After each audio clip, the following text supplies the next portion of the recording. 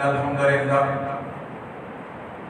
نحمده ونستعينه ونستغفره ونعوذ بالله من شرور أنفسنا ومن سيئات أعمالنا من يهده الله فلا مضل له ومن يضلل فلا هادي له وأشهد أن لا إله إلا الله وأشهد أن محمدا عبده ورسوله أما بعد فإن خير الحديث كتاب الله وخير الهدي هدي محمد صلى الله عليه وسلم وشر الأمور محدثاتها وكل محدثة بدعة وكل بدعة ضلالة وكل ضلالة في النار.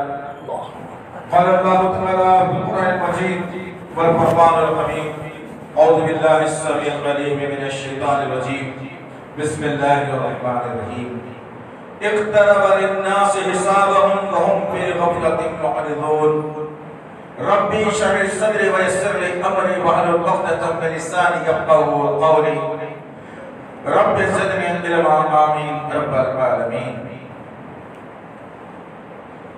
تمام تعریفیں بزرگ بلائی کی بریائی سرب غالب مولا کے لیے جو تمام جہانوں کا پالنہار مدبر مشکل کشا حاجت روا، جس کے ذات میں کوئی شکوہ نہیں، جس کی دانش میں کوئی شکایت نہیں اور خطا سے لاریب ہے. درود و سلام محبت وحی کتاب حکمت کے مالک صاحب تاج و معراج و براق صلی اللہ علیہ وسلم. سلام اس پر کہ جس کی چاند تاروں نے گواہی دی، سلام اس پر کہ جس کے سنگ پاروں نے گواہی دی، درود اس پر کہ جس کی زندگی رحمت کی رحمت ہے، درود اس پر کہ جس کا تذکرہ عین عبادت ہے. اللہم صلی علی محمد وعلی آل محمد کما صلیت علی ابراہیم وعلی آل ابراہیم انکا حمید مجید. اللہم بارک علی محمد وعلی آل محمد کما بارکت علی ابراہیم وعلی آل ابراہیم انکا حمید مجید. بزرگوں اور عزیز نوجوان ساتھیوں اور پس پردہ سننے والی اسلام کی معزز امت برخواتین،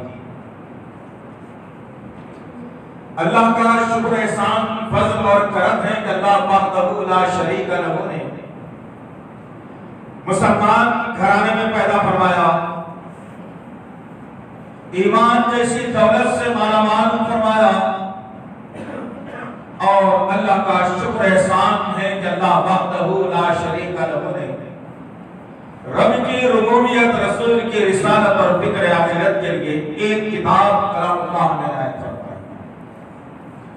اللہ کا کروڑ کروڑ مرتبہ احسان ہے کہ اللہ وحدہ لا شریک لہ نے محمد صلی اللہ علیہ وسلم جیسا نبی اور رسول ہمیں عنایت فرمایا. عزیزان محترم، کافی عرصے کے بعد آج اللہ نے موقع دیا کہ جمعے کے خطبے میں آپ سے مخاطب ہوں.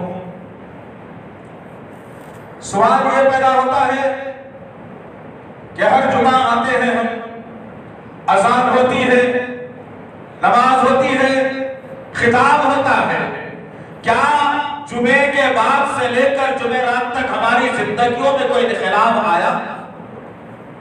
کوئی انقلاب کی صورت نہیں نظر نہیں آتی. جو حالات، جو واقعات اس ملک کے اندر مسلمانوں کے تعلق سے ہو رہے ہیں،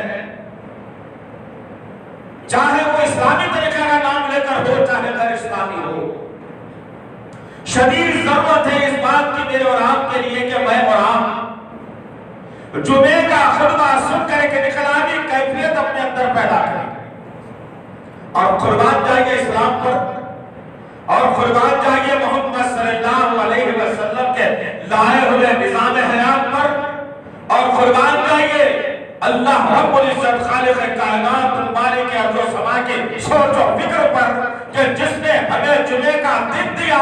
اور ایک سال میں کسی کی زندگی میں ایک سال اگر گزرتا ہے تو 50 جمعے اسے ملتے ہیں، لیکن وہ 50 جمعوں سے میں نے اور آپ نے سیکھا کیا؟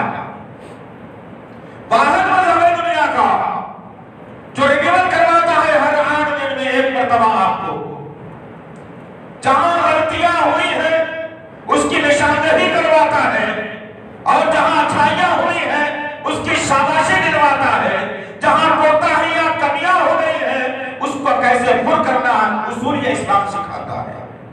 لیکن یہ کب ہوگا کہ ہم جمعے کو جمعہ سمجھ کر آئیں، جمعے کے مقصد کو سمجھ کر آئیں، جمعے سے کیا لینا ہے سوچ کر کے آئیں، یہ عزم یہ حوصلہ کر کے آئیں کہ ہاں آج مجھے جانا ہے، پہلی صف میں بیٹھنا ہے، تجارت اور کاروبار کو بالا طاق رکھ کر، دعوت اور دوستی کو چھوڑ کر، بدن کی تھکاوٹ کو چھوڑ کر، نیند کے غلبے کو بھلا کر آج جمعہ جاؤں گا الحمدللہ، اور وہاں جو بھی اللہ بغیر مقدر میں الفاظ اور باتوں کو سننا رکھا ہے، قرآن حدیث کی باتیں، اس کو لے کر کے اپنے گھر میں جاؤں گا، اور پھر گھر میں وہ اسلام داخل کروں گا جو آج سے 1400 برس پہلے مکہ اور مدینے کی سرزمین پر جو ہے اترا تھا، وہ اسلام میرے گھر کے اندر قرآن اور حدیث کی شکل میں موجود ہے۔ اب اس اسلام کو میں اپنے گھر میں داخل کروں گا۔ یہاں بیٹھنے والی ہر ماں اور ہر بھائی، ہر باپ اور ہر بیٹا کا تصور کر لے اس بات کا کہ ہاں مجھے یہ کام کرنا ہے، تو پھر یاد رکھنا عزیزان محترم کہ ہم اس کائنات کے اندر دیگر قوموں کا انصاف کرنے والی قوم تھی۔ کسی کے خلاف اگر کوئی معاملہ ہو جاتا یا کسی کے خلاف ناانصافی اگر ہو جاتی، وہ ہمارے در پر آ کر لائن لگا کر کہ التجا کرتے کہ تم مسلمان ہو اور تم فیصلہ صحیح کر سکتے ہو۔ لیکن آج کیا معاملہ ہو گیا ہے؟ آج تو میری اور آپ کی درگت یہ بنا دی گئی کہ آج تعجب کریں گے آپ کہ ہندوستان کی دوسری بڑی آبادی والا ملک اور ہندوستان کی دوسری جو نہ قوم مسلمان، لیکن آج اس قوم کا بیشتر حصہ جیلوں کے اندر بند ہے، برسوں سے بند ہے، نہ ان کو چھڑانے کا کوئی انتظام ہے، نہ ان کے تعلق سے سوچنے کا کوئی نظام ہے، نہ ان کے گھر والوں کے ساتھ داررسی کرنے کا کوئی نظام ہے۔ پھر جمعہ سننے کا مقصد کیا ہے ہمارا؟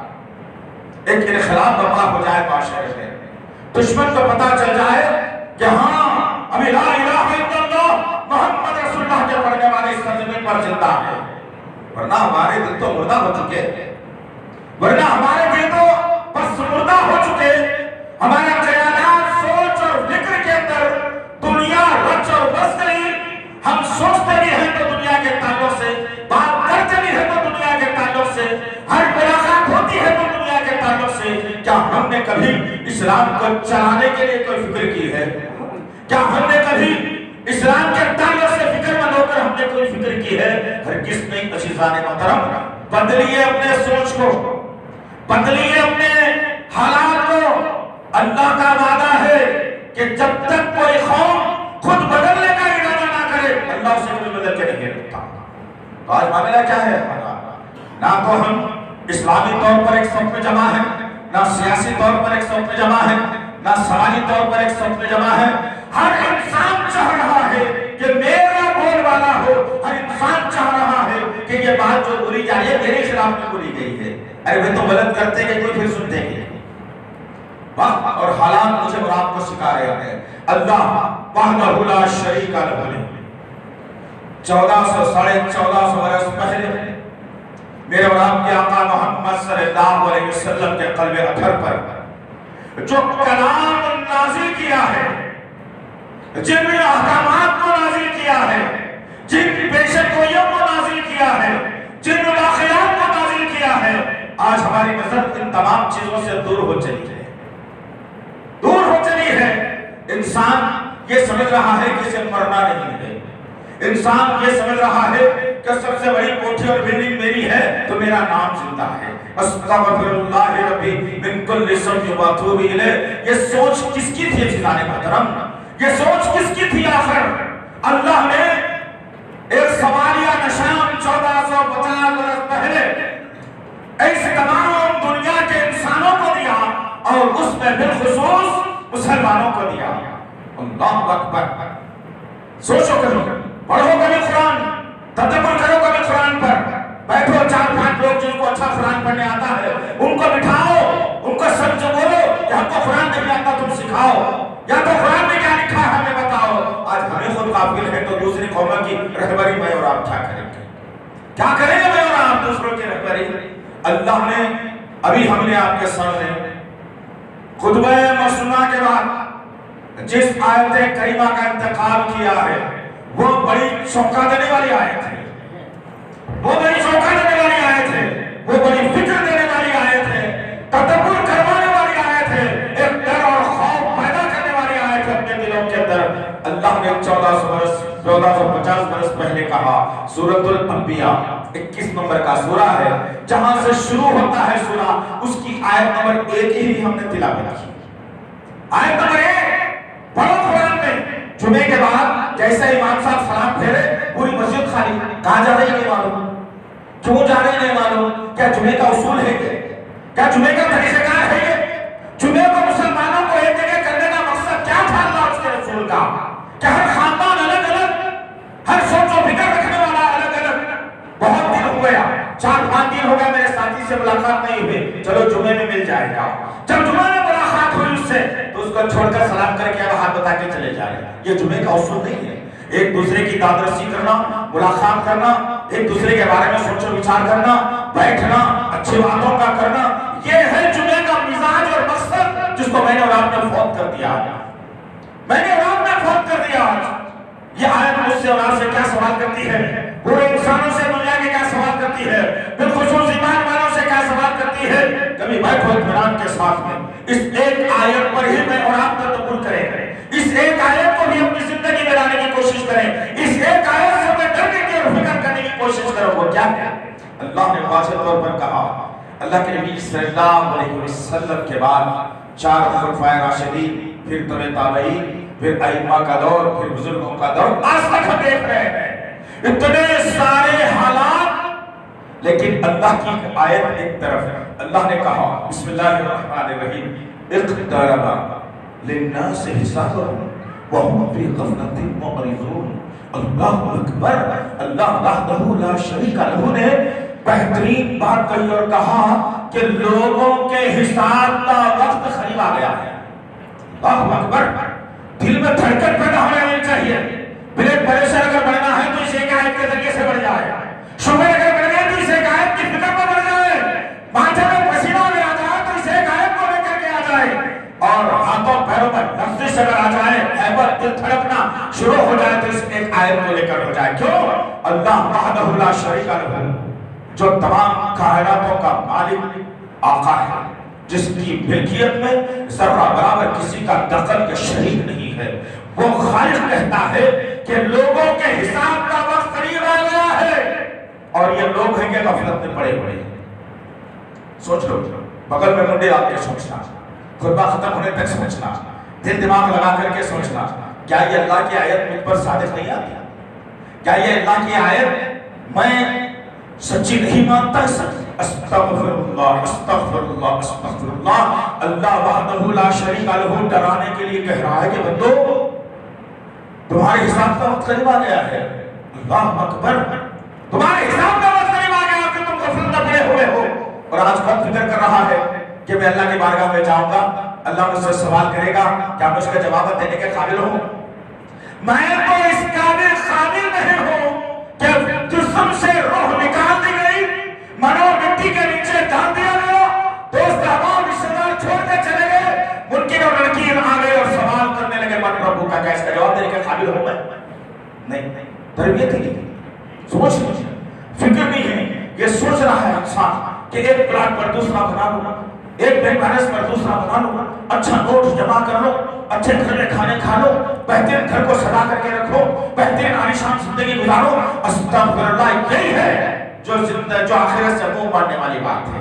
جس کو آخرت یاد ہوتی ہے، جس کو یہ ڈر اور خوف ہوتا ہے کہ اے اللہ تو میرا حساب لینے والا ہے، تو میرا حساب کتاب لینے والا ہے، لہذا میں کبھی غفلت کی زندگی نہیں گزاروں گا، میں تیرے حکموں کے تابع زندگی گزاروں گا۔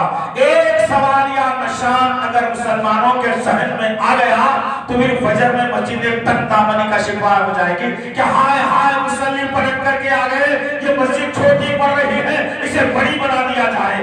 ورنہ ہمارا حال تو کیا ہے کہ آخرت سے ہماری سوچ و فکر ختم ہو گئی اور ہم اعتراض کرنے والے ہو گئے، اعراض کرنے والے ہو گئے۔ صبح کو جو ہے نا 7 بجے اٹھ کر نوکری کو جانا یاد ہے، لیکن صبح 6 بجے اٹھ کے فجر کی نماز پڑھنا یاد ہے۔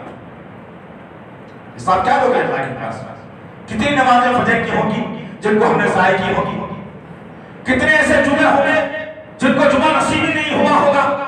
کتنے لوگ ایسے ہوں گے جن کو زندگی میں قرآن پڑھنا نصیب نہیں ہوا ہوگا؟ کتنے لوگ ایسے ہوں گے جن کو اللہ نے مال و زر ضرور دیا ہے، صدقہ خیرات کی توفیق اللہ نے چھین لی ہوگی؟ ایسے کئی لوگ ہوں گے جو کل بارگاہ الہی میں کھڑے ہوں گے، چلچلاتی دھوپ میں کھڑے ہوں گے، ماتھے سے بدن سے پسینہ نکلتا رہا ہوگا، پسینے میں ٹوپی کی لگاتے رہے ہوں گے، پسینے میں ٹخنے بناتے رہے ہوں گے، ہیبت اور پریشانی کا ماحول ہوگا کہ اب مجھ سے کیا پوچھا جائے گا اور میں اس کا کیا جواب دوں گا۔ استغفر اللہ استغفر اللہ استغفر اللہ۔ وقت ابھی بھی ہے میرے بھائی، وقت آج بھی ہے میرے پاس، وقت ابھی بھی ہے کہ میں اسلام کا پیروکار بن جاؤں، میں اسلام کا گدرا سپاہی بن جاؤں، میں محمد صلی اللہ علیہ وسلم کے سنتوں کو زندہ کرنے والا بن جاؤں۔ ماحول اور حالات ملک کے، علاقے کے، خاندان کے، محلے کے کچھ ہو، میں توحید کے پرچم کو نیچے اترنے نہیں دوں گا۔ یہ مسلمان کی پہچان تھی اور ہے اور رہے گی۔ اسلام کو میری اور آپ کی ضرورت نہیں ہے، بلکہ اسلام کی ضرورت مجھے اور آپ کو ہے۔ اگر اسلام چھوڑ دیتے ہیں تو پھر اللہ رڈی میں نام ہو جائے گا۔ عبداللہ چاہتے ہو، عمر چاہتے ہو، محمد چاہتے ہو، تو اسلام کا ایک ادنا سپاہی بن کر سرزمین پر دمدراتے پھرنا پڑے گا۔ سامنے والے کو سمجھانا پڑے گا کہ یہ ہاتھوں کے بنائے ہوئے مورتیاں تمہیں کچھ نہیں دے سکتی۔ خالق کائنات مالک ارض و سما جس نے نعرہ بلند کیا قل هو اللہ احد، اس نعرے کے تحت آؤ تو تمہیں کامیابی ضرور ملے گی۔ لیکن آج معاملہ کیا ہے؟ کیا معاملہ ہے؟ دوست ہے میرا، بڑا اچھا ہے، بلڈنگ والا ہے، صاحب جائیداد ہے، گاڑیاں ہے، بینک بیلنس ہے، کھاتے پیتے گھرانے کا ہے، انفلوئنس والا ہے، یہ تمام تر چیزیں ہیں، لیکن توحید نہیں ہے اس کے پاس، لیکن میرا دوست ہے۔ استغفر اللہ، ایسی دوستی پر تو لعنت ہے۔ تم کیا سوچ رہے ہو؟ تم کیا دیکھ رہے ہو؟ تم کیا سیکھ رہے ہو؟ تم کیا سکھا رہے ہو؟ کیا اسے نصیحت کرنے کے قابل تمہارے اندر قابلیت نہیں ہے؟ کیا تمہارے پاس علم نہیں ہے؟ سب کچھ تمہارے پاس موجود ہے، لیکن دنیا کی محبت ہمیں اس اندھا کر کے رکھ دیا ہے۔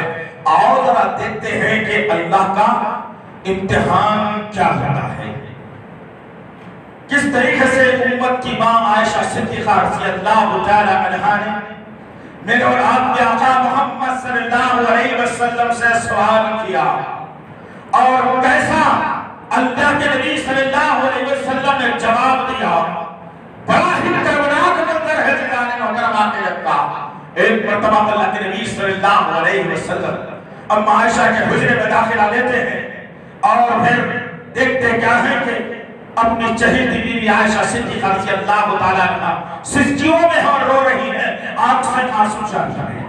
اللہ کے نبی صلی اللہ علیہ وسلم بیٹھے اور سوال کیا، بتا عائشہ کیا ماجرا ہے، کیا ہوا آخر، رونے کی وجہ تو بتا، کیا تکلیف ہے، مزاج صحیح؟ اللہ اکبر۔ میری ماں بہنوں، اپنے شوہر سے ٹی وی فریج کا سوال کرنے کے بجائے، اچھے ہوٹل میں کھانا کھانے کے بجائے، اس کی غریبی کا مذاق نہ اڑاتے ہوئے تم وہ سوال کرو جو امت کی ماں نے عورتوں کے ذریعے سے عورتوں کو سکھایا اور اپنے شوہر کی ٹھارس پر دکھا دی۔ سوال کیا نبی کریم صلی اللہ علیہ وسلم نے، پوچھا بتا عائشہ کیا ماجرا ہے، کیوں رو رہی ہے؟ امت کی ماں نے یہ نہیں کہا کہ اچھی آپ کو پتا ہے 15 دن سے ہمارے گھر چولہا نہیں جلا، یہ سوال نہیں کیا۔ یہ سوال بھی امت کی ماں نے نہیں کیا کہ کب تک یہ مصیبت کی زندگی رہے گی، کچھ تو عالیشان بنا دیجئے ہماری زندگی کو۔ یہ سوال بھی نہیں کیا، یہ سوال بھی نہیں کیا کہ محمد صلی اللہ علیہ وسلم میرے سرکار بھوک لگتی ہے تو کھجور کی گٹلی چوس چوس کر تاروں میں پانی جو آتا ہے اسے پیٹ میں اتار کر پیٹ کی بھوک کو مٹاتی ہو، یہ سوال بھی نہیں کیا۔ امت کی ماں کو پتا تھا کہ دنیا کی جو نا قیمت اللہ کی نظر میں کیا ہے۔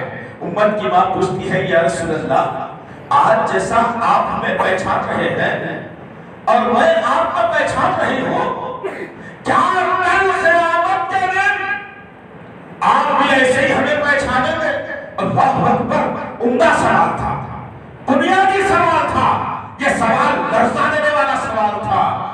کے نبی صلی اللہ علیہ وسلم اپنی بیوی کے سوال کی طرف کان کو لگائے اور سوال ختم ہوتے ہی میرے اور آپ کے آقا محمد صلی اللہ علیہ وسلم نے کہا کہ عائشہ سوال تو بڑا عمدہ ہے، جواب سن رہے ہیں کہ 3 مقامات ایسے رہیں گے جہاں کوئی کسی کو نہیں پہچانے گا۔ اللہ اکبر۔ پھر کس بنیاد پر تم رشتوں کو دنیا کے مضبوط بنانے کی فکر میں ہو اللہ کو ناراض کر کے؟ کس بنیاد پر تم یہ دنیا کو سجانے میں لگے ہوئے ہو اللہ اس کے رسول کے قانون کو چھوڑ کر؟ یہ فکر ختم ہو گئی ہمارے ذہنوں سے، یہ باتیں ختم ہو گئی ہمارے ذہنوں سے۔ ایک چھوٹی سی مشین فون کی شکل میں ہاتھ میں آ گئی، بیوی کے ہاتھ میں بھی ہے، جوان بیٹے کے ہاتھ میں بھی ہے، جوان بیٹی کے ہاتھ میں بھی ہے، بہو کے ہاتھ میں بھی ہے، بیوی کے ہاتھ میں بھی ہے، ماں باپ کے ہاتھ میں بھی ہے۔ ہر آدمی مگن ہو گیا اور آخرت کی فکر سے ہم نے غفلت کی زندگی اٹھا۔ سوال ہوا 3 مقامات ایسے رہیں گے جہاں کوئی کسی کو نہیں پہچانے گا۔ اللہ اکبر، ذرا سوچو کیا 3 مقامات ہوں گے؟ کیسے اللہ کے نبی صلی اللہ علیہ وسلم نے اپنی بیوی کو نصیحت کی اور بتایا کہ سدھر جا، سمجھ آنا۔ یہ 3 مقامات ہیں جہاں کوئی کسی کو نہیں پہچانے گا۔ سب سے پہلا مقام وہ ہوگا جہاں پلسرات پر سے گزرنے کا موقع آئے گا۔ کبھی ٹھنڈے دل سے میرے عزیز نوجوان ساتھیوں، میرے بزرگوں، میری ماں و بہنوں، دنیا دنیا دنیا، یہ فکر فرعون کی تھی، حامان کی تھی، قارون کی تھی، ابی بن خلف کی تھی۔ آخرت آخرت آخرت امت امہات المومنین کی تھی، صحابہ اکرام کی تھی، نبی کریم صلی اللہ علیہ وسلم کی تھی۔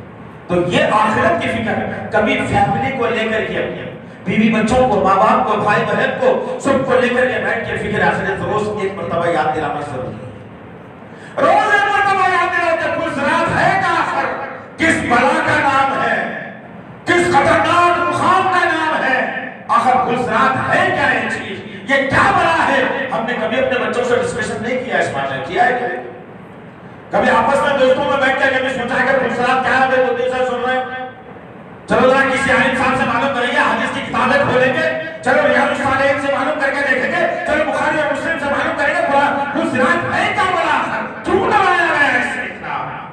اللہ کے نبی صلی اللہ علیہ وسلم کہتے ہیں عائشہ پلسرات کا معاملہ ایسا ہوگا، اللہ اکبر، جس پر سے ایمان والے بڑی ہی متانت اور سکون کے ساتھ گزر جائیں گے، جن کے اعمال خراب ہوں گے، بدترین اعمال لے کر، جو یہ سوچتے تھے کہ میرے سے اچھا کوئی نہیں ہے، بدترین اعمال لے کر جب آئیں گے تو پلسرات ایک بال سے باریک اور تلوار سے تیز راستے کا نام ہے۔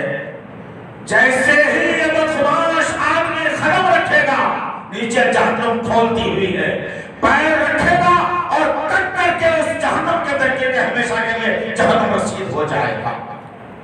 اس میں ایک اور بات اللہ کے نبی صلی اللہ علیہ وسلم نے بتائی اور کہا کہ بدترین آدمی کٹ کر گرے گا، لیکن اس پل پر سے جانے سے پہلے جو بد عقیدہ لوگ یا اللہ کی ذات میں شرک کرنے والے یا معاملہ داری کے اندر خراب کرنے والے لوگ، جن کو اللہ آنکھوں کی روشنی چھین لے گا، دھندلا دھندلا نظر آئے گا، ایمان والے کے پیشانی سے ایک نور نکلے گا اور وہ زمین پر ٹارچ کا کام کرے گا، روشنی کا کام کرے گا، ایمان والا آرام سے اس راستے سے گزرے گا، پہلوں میں کھڑا ہوا، دوست ہو سکتا ہے، رشتہ دار ہو سکتا ہے، جاننے والا انجان آدمی ہو سکتا ہے، وہ ریکویسٹ کہے گا کہ بھائی مجھے کچھ نظر نہیں آ رہا ہے، تمہاری روشنی کے ذریعے سے کیا میں راستہ طے کر لوں گے؟ یہ ایمان والا کہے گا کہ ہرگز نہیں ہو سکتا، یہ میرا راستہ، یہ تیرا راستہ، چل کر اور گر۔ اللہ اکبر، اللہ کے نبی کہتے ہیں کہ پہلا مرحلہ ہوگا جہاں پر کوئی کسی کو نہیں پہچانے گا۔ نمبر 2 معاملہ آتا ہوگا، بڑا ہی کربناک اور خوفناک رہے گا کہ ایک بڑی خطار لگی ہوئی ہوگی جس میں تمام کی تمام کائناتوں کے مخلوق کھڑی ہوگی، جس میں میں اور آپ بھی ہوں گے۔ ذرا تصور کر کے دیکھنا اس منظر کو، سورج قریب آ گیا ہوگا اور لوگ قطار میں کھڑے ہیں، بلبلا رہے ہیں کہ کب ہمارا حساب اب اللہ امتحان اور حساب لینے والا ہے، اب لائن لگنے والی ہے، اب لائن لگ گئی ہے، اب ذرا سمجھ کے ٹھہرنا۔ یہ مقام بھی ایسا ہوگا جہاں نفسا نفسی کا معاملہ ہوگا اور جہاں کوئی کسی کو نہیں پہچانے گا۔ نمبر 3 مقام اللہ کے نبی نے بتایا اور کہا جہاں جو ہے ترازو لگا دیا جائے گا، اعمال کھلے جائیں گے۔ سوچو دوستو، اگر ہم 1 کلو چاول منگاتے ہیں تو گھر میں تھوڑے کم دکھتے ہیں تو دکاندار پر جا کر غصہ ہوتے ہیں کہ بچے کو بھیجا تھا، کم چاول نہ دیا گیا، توڑ کے بتا اس کو صحیح ہے یا نہیں ہے۔ یہ معمولی دنیا داری کے اندر ہم اپنے چاول کو تھوڑا کم لینا پسند نہیں کرتے تو خالق کہنا مالک ارض و سما میرے بدعمالیوں کو کیسے برداشت کرے گا، کیسے برداشت کرے گا میرا رب۔ یاد رکھنا جنان محترم، اعمال کو بہترین بنانے کی فکر اور کوشش کرو۔ کب تک چلے جائیے، کب تک چلے گا یہ آخر؟ نمازوں کو چھوڑ کر دنیا کو بنانے کی فکر، ہر وقت ملاقات جب بھی ہو دینار اور درہم کی باتیں، لوگ اور پیسوں کی باتیں، زمین اور جائیداد کی باتیں، رشتوں کو بنانے اور بگاڑنے کی باتیں، سونا اور چاندی کی باتیں، کیا یہ مسلمان کا شیوا ہے؟ ہم نے بھلا دیا۔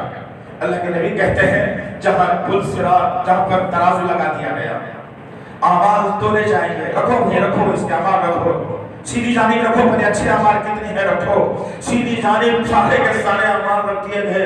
اب بائیں دفتر کو کھولا جانے والا ہے، بائیں دفتر کھلتا چلا گیا اور اس ترازو کے اندر پڑنے میں برائیاں میرے رکھتی گئی رکھتی گئی رکھتی گئی۔ میں اس بلاغ میں تھا، اس خوش فہمی میں تھا کہ نیکیاں رکھتی گئی تو میرا پڑھنا تو نیچے ہو گیا، لیکن میں نے یہ تصور نہیں کیا کہ بایاں پڑھنا بھی خالی ہے جس میں میری برائیاں رکھی جانے والی ہے۔ جب برائیوں کو رکھا گیا تو معاملہ سامنے صاف ہو گیا کہ اقترب للناس حسابهم وهم في غفلة معرضون۔ آیت یاد دلاتی جائے گی اور پوچھا جائے گا بدمعاش قسم کے آدمی، موقع دیا تھا نا 60 سالہ زندگی کا، 70 سالہ زندگی کا، 50 سالہ زندگی کا، 50 سال میں 60 سال میں اپنی زندگی کو جنت نہیں بنا سکا تو، اپنے عمل کو درست نہیں کر سکا تو، استغفر اللہ ربی من کل ذنب و متوب الیہ۔ عزیزان محترم، جب برائیوں کا بڑھنا نیچے ہو جائے گا اب آدمی لگے گا چیخنے اور چلانے، پریشان حال ہوگا اور کہے گا کہ ہائے اللہ ایک موقع دے دے رب، التجا کرے گا رب سے، ایک موقع دے میرے رب۔ پوری زندگی دنیا کمانے میں لگا دیا تھا، اب سمجھ میں آ رہا ہے تیرا حساب کیا ہونے والا ہے، اب سمجھ میں آ رہا ہے کہ تیرا حساب کیا ہے، لہذا اللہ اب ایک موقع دے دے، ایک موقع دے، دنیا میں جاؤں گا تجھ کو سجدے کرتے کرتے تھکا کر آؤں گا، اب میں کبھی تیری جو ہے وعدہ خلافی نہیں کروں گا۔ اللہ پلٹ کر بولے گا بدخنا شاہی، لمبی زندگی دیا تھا نا، آرزوؤں میں، خواہشوں میں، نفس پرستی میں گزار کر کے آیا، اب سامنے عذاب کو دیکھ رہا ہے تو کہہ رہا ہے کہ ایک سجدہ کر کے آؤں گا۔ تیری التجا، تیری عرضی کو خارج کر دیا جاتا ہے، نہیں سنی جائے گی تیری بات، جہنم رسید کر دیا جائے گا۔ اللہ اکبر۔ ہم کیا سمجھتے ہیں حساب و کتاب کا؟ ہم کیا سمجھتے ہیں حساب کو؟ ہم نے کیا سمجھا ہے امتحان کو؟ ہم نے کیا سمجھا ہے؟ آج غفلت کی پوری زندگی ہم نے گزاری اور معاملہ یہاں تک درپیش ہو گیا کہ انہیں ہاتھوں سے ہم نے کئی مردوں کو زمین میں دفنا دیا، اپنے ہو یا غیر ہو سب کو دفنا دیا، رشتہ دار ہو یا دوست احباب ہو، ماں باپ ہو، بھائی بہن ہو، سب کو یہ ہاتھوں سے منو مٹی کے نیچے دفنا تو دیا، لیکن یہ تصور ہمارا ختم ہو گیا کہ کل مجھے بھی ایسے ہی لایا جائے گا اور ایسے ہی لوگ کھڑے ہو کے میرے آنکھ پر، میرے بدن پر مٹی ڈال کر مٹی میں چھپا دیں گے مجھے۔ یہ بھی نہیں سوچیں گے کہ کل ہمارا دوست تھا، رشتہ دار تھا، پڑوسی تھا، ماں باپ تھے، بھائی بہن تھے، کوئی نہیں سوچے گا، اس کو ڈال دیا جائے گا اور مٹی اپنے ہاتھوں سے ڈھکیل ڈھکیل کر یہ کہیں گے کہ دیکھو یہ سوراخ نظر آ رہا ہے، ذرا اس سے بند کر دینا۔ آپ اکبر۔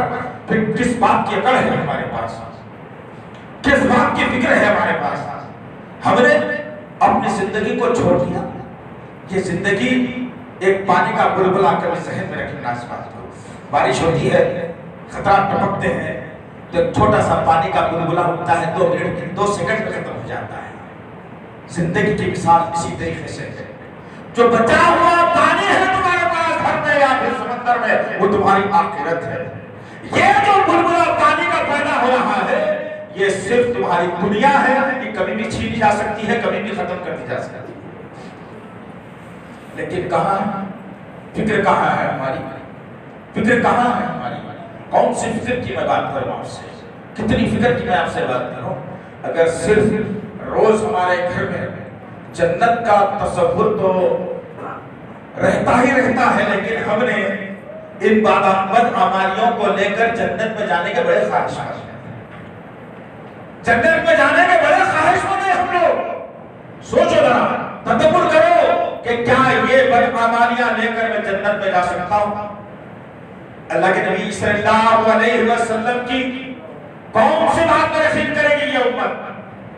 اللہ تعالیٰ کے کون سے فرمان کو اہمیت دے گی یہ امت؟ نہیں، ہرگز نہیں. بلکہ ہمارے پاس تو دنیا ہی دنیا ہے، دنیا ہی دنیا ہے. بس سنوارو، سجاؤ اور بناؤ اسے. یہی فکر میری اور آپ کی کھائے جا رہی ہے. لہذا عزیزان محترم، آؤ اس نظام حیات کی طرف، آؤ اس خوفناک منظر کی طرف جو آنکھ بند ہوتے ہی یا تو تمہیں جنتی بنائے گا یا جہنمی بنائے گا. سوچو ذرا تم اس کے متعلق میں. ہمارے پاس یہ فکر ختم کر دی گئی، ہمارے پاس یہ سوچ ختم کر دی گئی. اللہ کے نبی صلی اللہ علیہ وسلم کی بات پر یقین اگر ہوتا تو فجر میں ایک صف یا آدھی صف یا 8-10 مصلی نہیں ہوتے، بلکہ جمعے کو جیسا بھری جاتی ہے مسجد، فجر میں بھی ویسی بھر دی جاتی. یقین اگر ہوتا. جنت کی خوشخبری ہمارے پاس پہنچ چکی ہے، اس کے مناظر ہم کو دے دیے گئے ہیں. لیکن ذرا تصور اور تدبر بھی کر کے دیکھو کہ کیا میں جنت میں جانے کے قابل عمل کر رہا ہوں یا نہیں کر رہا ہوں. اٹھو، انقلابی صدی بنانا ہے مجھے اور آپ کو. وہ صدی بنانا ہے مجھے اور آپ کو جو ہمارے ائمہ نے جو بنا کر کے گئی تھی. وہ صدی بنانا ہے مجھے اور آپ کو جو اسلام جس پر فخر کرتا ہے، جس کی تعلیمات پر فخر کرتا ہے. لیکن یہ ایسی قوم، استغفر اللہ، یہ نڈھال، یہ چہرے نڈھال، یہ چال ڈھال نڈھال، یہ بات چیت نڈھال، کیا تم سے بچ پڑے گا؟ کیا انقلاب برپا ہوگا؟ کیسے انقلاب برپا ہوگا؟ پھر کون پھر ایک خالد بن ولید کا جو ہے نا ذمہ داری قبول کرے گا؟ کون پھر عبد الرحمن ابن عوف بنے گا؟ کون پھر بن خطاب بن کے چہرہ لے کر دنیا میں آئے گا؟ ہوگا انشاءاللہ.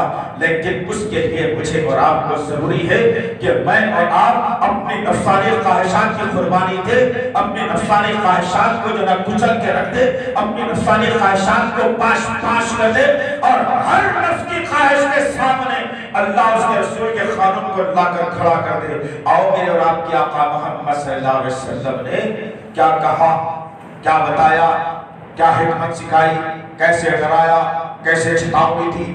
2 باتیں فجر کی نماز کے تعلق سے ہے. اسی لیے کہ آج ہماری مسجد ویرانی کا شکوہ اختیار کر چکے ہیں فجر کے. کبھی اطمینان سے، خیر آپ کا علاقہ تو تھوڑا چھوٹا ہے لیکن اس میں بھی آپ کچھ کر کے دیکھیے کہ صبح فجر کے بعد مسلم آبادیوں کا ذرا گاڑی پہ گھوم کے اندازہ لگائیے، شہر خاموشہ نظر آئے گا. زندوں کا قبرستان ہے یہ. کوئی چہل پہل نہیں، کوئی بات چیت کرنے والا نہیں، کوئی قرآن پڑھنے والا نہیں، کوئی اٹھ کر دیکھنے والا نہیں. حالت تو ہماری آبادیوں کی یہ بنا دی گئی. کیا اس پر بھی کوئی بل پاس ہوا ہے کہ فجر کی نماز نہیں پڑھنا چاہیے؟ اس پر تو کوئی بل پاس نہیں ہوا. لیکن مجھے عادت پڑ گئی ہے 2 بجے رات تک چیٹنگ کرنے کی، 2 بجے رات تک جو ہے نا اسکرین پر نظر رکھنے کی، 2 بجے رات تک جو ہے نا میں یوٹیوب، فیس بک، جب تک کہ کھدان لاؤں ساری چیزوں کو، اور جب دماغ جواب دے دے نہیں بھائی اب سو جانا چاہیے، اب تھک گئی ہے طبیعت، آنکھ درد ہو رہی ہے، بھیجا درد ہو رہا ہے، وقت نہیں ملا تھا، تمام چیزیں دیکھ لیں، جو دیکھنا تھا بھی نہیں دیکھ وہ بھی دیکھ لیں، جو نہیں دیکھنا تھا وہ بھی دیکھ لیں. اب ہو گیا دل اور دماغ کو اطمینان. نفس کہتا ہے کہ بیٹے تھک گئے ہو، اب سو جاؤ آرام کرو، پھر صبح میں نوکری کو جانا ہے، کالج کو جانا ہے، پھر ملنے جانا ہے، دوست کی شادی میں جانا ہے، طبیعت تھکی رہے گی، چہرہ کھنچا ہوا رہے گا، پریشانی کا عالم رہے گا، تو لوگ کیا پوچھیں گے بیمار ہے کیا بھیا؟ سو جاؤ نا۔ اب یہ بات سنے گا انسان اپنے نفس کی، اور 2 بجے رات کو لا کے جبکہ اٹھنے کا وقت تھا، 2 بجے سو رہا ہے، فجر میں جو ہے نا مؤذن پکار رہا ہے الصلاۃ خیر من النوم، الصلاۃ خیر من النوم۔ میں کہتا ہوں کہ بھئی کتنا ٹائم ہوا؟ ابھی تو 3 ہی گھنٹے سویا ہوں، ابھی 5 گھنٹے باقی ہیں۔ کس کی سنیں گے آپ؟ کس کی سنیں گے بھئی؟ آپ تو اللہ کی بھی نہیں سنیں گے، رسول کی بھی نہیں سنیں گے، صحابہ کی بھی نہیں سنیں گے، کسی عالم کی بھی نہیں سنیں گے، کسی متقی کی نہیں سنیں گے۔ تو ایسے قوم کا ساتھی شیطان ہو جاتا ہے، اور شیطان کیا کارستانی کرواتا ہے؟ اللہ کے نبی صلی اللہ علیہ وسلم نے فرمایا جب بندہ فجر میں نہیں اٹھتا اور کچھ پریشانی کے عالم میں ہوتا ہے اور اٹھنے کی کوشش کرتے کرتے کہتا ہے کہ بدن درد ہے، نیند پوری نہیں ہوئی، جب وہ بستر پر پلٹ کر سو جاتا ہے، اللہ کے نبی صلی اللہ علیہ وسلم نے وعید سنائی اور کہا اس کے پاس ایک شیطان حاضر ہو جاتا ہے اور اس کے کان میں پیشاب کر دیتا ہے۔ تو جو بھی فجر میں نہیں اٹھتے ہیں، روز ان کے کان میں کون پیشاب کر رہا ہے؟ خود کا پیشاب اگر نکل کر کپڑوں پہ آ جائے تو انسان کراہیت محسوس کرتا ہے، کپڑے بدل لیتا ہے، بدن صاف کر لیتا ہے، خود کے پیشاب سے اتنی کراہیت۔ لیکن شیطان کے پیشاب سے اتنی محبت ہو گئی کہ فجر کو نہیں اٹھتا، بھائی شیطان پیشاب کر دیا تو کر دیا، برسوں سے یہ کان میں پیشاب لے کر میں گھوم رہا۔ کس کی بات پہ ختم کریں گے آپ؟ کس کی بات پہ؟ اب ایک دوسری بات بتا کے اپنی بات کو میں ختم کروں گا۔ دوسری بات یہ ہے، انسان چاہتا ہے کہ میں سب سے زیادہ مالدار بن جاؤں، انسان چاہتا ہے کہ سب سے بڑا بینک بیلنس میرے پاس ہو، انسان چاہتا ہے کہ سونا و جائیداد میرے پاس ہو، زمین جائیداد میرے پاس ہو، لوگ کہیں گے راستے سے گزروں تو دیکھو حضرت جا رہے ہیں، بھائی ماشاءاللہ کتنی پراپرٹی کے مالک ہیں۔ ایک دوسرا اگر میں آپ سے سوال کروں کہ اس کائنات کا سب سے مالدار دولت مند آدمی کون ہے، تو آپ کی نظر سیدھا ذہن آپ کا بنا دیا گیا کہ یہ اٹھ کر کے جائے گے اور کہیں گے کہ بل گیٹس سب سے زیادہ مالدار اس کائنات کا، اس سے زیادہ پیسہ والا کوئی نہیں دنیا میں۔ سوال یہ ہوگا یہ کیوں ہوا؟ اس لیے ہوا کہ ہم نے اللہ اور اس کے رسول کے فرامین کو اپنے نفسانی خواہشات کے تحت رون کے رکھ دیا۔ غیروں کی تعریف کرنا ہم نے کبھی غلط نہیں سمجھا، اور اپنوں کے خلاف بولنا ہم نے بہت بہترین بات سمجھی۔ اللہ کے نبی صلی اللہ علیہ وسلم نے بہترین بات بتائی۔ میرے عزیز نوجوان ساتھیوں، میری ماؤں بہنوں، میرے بزرگوں، میرے ذمہ داروں، ان باتوں کو لے کر جمعے کے دن مسجدوں تک محدود مت رکھو، اپنے گھروں تک لے جاؤ اسے، اور گھروں میں لے جا کے بتاؤ کہ یہ اللہ اور اس کے رسول کا فرامین ہے، اس کی یہ اہمیت ہے، اس کا یہ مقام مرتبہ ہے۔ ہو سکتا ہے کہ ہفتہ 10 دن، مہینہ 2 مہینے کے بعد ایک انقلابی کیفیت ہمارے گھر سے پیدا ہو جائے۔ اللہ کے نبی صلی اللہ علیہ وسلم نے بڑی ہی بہترین بشارت دی۔ ایک تو وعید یہ سنائی کہ جو فجر میں نہیں اٹھتا ہے اس کے کان میں شیطان پیشاب کر دیتا ہے۔ دوسری خوشخبری اللہ کے نبی صلی اللہ علیہ وسلم نے یہ بتائی کہ جو فجر کی نماز میں اٹھتا ہے اور 2 رکعت سنت ادا کرتا ہے، اللہ وحدہ لا شریک لہ اس کا شمار اس کائنات کے سب سے بلند ترین دولت مند لوگوں میں شمار کر لیتا ہے۔ کس کی بات پر یقین کریں گے؟ کس کی بات پر؟ 8 بجے اٹھ کر بسانتا چہرہ لے کر کے اور تجارت کرنے سے بہتر ہے کہ فجر کی نماز میں اٹھ کر اللہ اور اس کے رسول کو یاد کر لیا جائے، 2 رکعت سنت 2 رکعت فرض پڑھ کر اپنے مغفرت اور اپنے ماں باپ کی مغفرت کا ذریعہ بنایا جائے، اپنے تجارت اور کاروبار میں برکت کا ذریعہ بن جائے، بجوز اس کے کہ صبح آپ 8 بجے جا کر دکان کھولنے کے، بجوز اس کے کہ آپ 7 بجے کالج کو جانے کے۔ اگر آپ سمجھ رہے ہیں میری کامیابی اس میں ہے، آپ سمجھ رہے ہیں کہ مجھ سے کوئی باس پرس نہیں کرنے والا ہے، آپ سمجھ رہے ہیں میرے سوالات نہیں ہونے والے ہیں، تو یہ خواب خرگوش ہے، اس سے جاگ جائیے آپ انشاءاللہ۔ پھر دیکھنا میں اور آپ مل کر کے الحمدللہ اللہ کے سامنے ہم سرنڈر کر دیں گے اور یہ ماتھوں کو اپنے رب کے سامنے جھکا دیں گے اور اب سجدے میں جائیں گے اور اپنے رب سے کے سامنے اپنی غلطیوں کو رکھیں گے، آنکھوں سے 2 آنسو جاری کریں گے اور اپنے رب کو بنوا لیں گے۔ اللہ تعالیٰ کا وعدہ ہے، اے محمد صلی اللہ علیہ وسلم بتانا میرے امت جو فرمایا بندوں کو، میں آپ کے امتیوں کو کہ جو سجدے میں جا کر گڑ گڑاتا ہے، روتا ہے، آنکھ سے آنسو جاری ہوتے ہیں، اس کی آنکھ سے زمین پر وہ خطرہ گرنے سے پہلے اس کی حاجتوں کو پورا کرتا ہوں، اس کی مغفرت بھی میں کر دیتا ہوں۔ یقین ہے کرتے ہیں لیکن جو لوگ میں بھی ہے نا وہ بھی ذرا اچھا لگنے چاہیے ہمارے معذرت کے ساتھ۔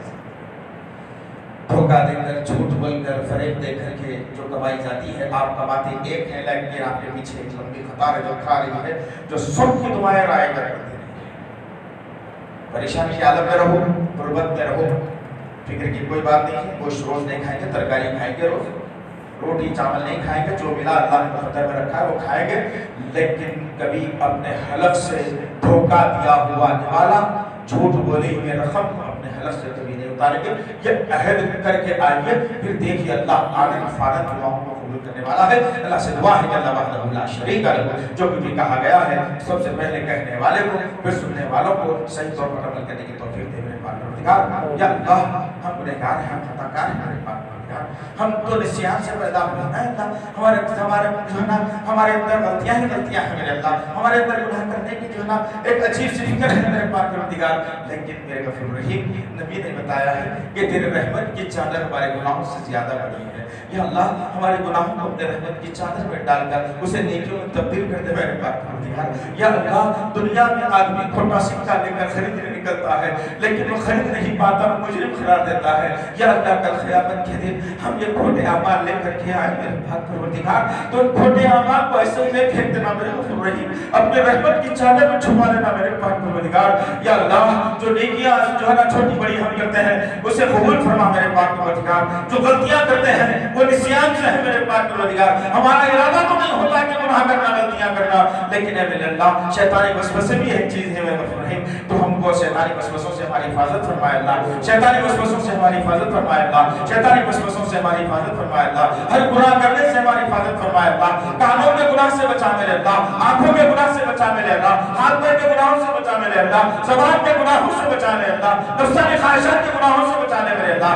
یا اللہ ہمارے ماں باپ دو زندہ ہے میرے غفور رحیم، دونوں کی خدمت کرتے کرتے جنت کو حاصل کرنے والا بنائے اللہ، یا دونوں میں سے کوئی ایک ہے میرے غفور رحیم تو وہ ایک کی خدمت کرتے کرتے جنت میں جانے والا بنا دے میرے اللہ۔ یا اللہ اگر ہم نے دونوں کی خدمت صحیح طور پر نہیں کر سکی اور آج وہ دونوں خبر کی منو مٹی کے نیچے ہے میرے اللہ، یا اللہ ہم انتظار کرتے ہیں کہ ان کی خبر کو نور سے بھر دے میرے پاک پروردگار، اور بڑھ کر چہر و سکون عطا فرما میرے پاک پروردگار، جو بھی نیکیاں زمین پر ہم کرتے ہیں ان کا بہترین صلہ اور بدلہ انہیں عطا فرما میرے پاک پروردگار۔ یا اللہ تجھ کو تیرے تمام ناموں اور صفات کا واسطہ ہے، ہماری دعاؤں کو قبول فرما، ہماری دعاؤں کو قبول فرما، ہماری دعاؤں کو قبول فرما۔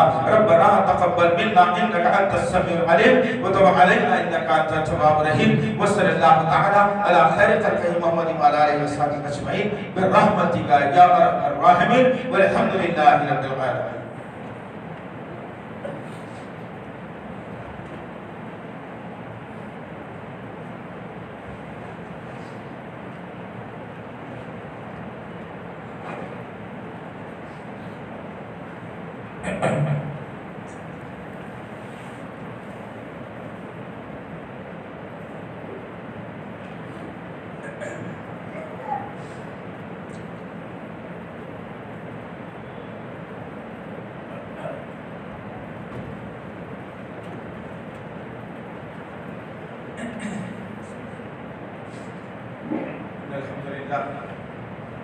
نحمده ونستعينه ونستغفره ونعوذ بالله من شرور انفسنا ومن سيئات اعمالنا، من يهده الله فلا مضل له ومن يضلل فلا هادي له، واشهد ان لا اله الا الله واشهد ان محمدا عبده ورسوله، اما بعد فان خير الحديث كتاب الله وخير الهدي هدي محمد صلى الله عليه وسلم، وشر الأمور محدثاتها وكل محدثة بدعة وكل بدعة ضلالة وكل ضلالة في النار۔